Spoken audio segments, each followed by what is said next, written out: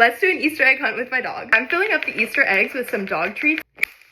Now that they're all filled with treats, it's time to go hide them around the house. Stay here while I go hide the eggs. Let's do one over here.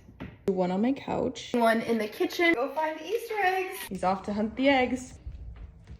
Oh, you found the first egg! And he popped it right open. You found 1 out of 7. He's trying to find the other ones. Are you getting frustrated?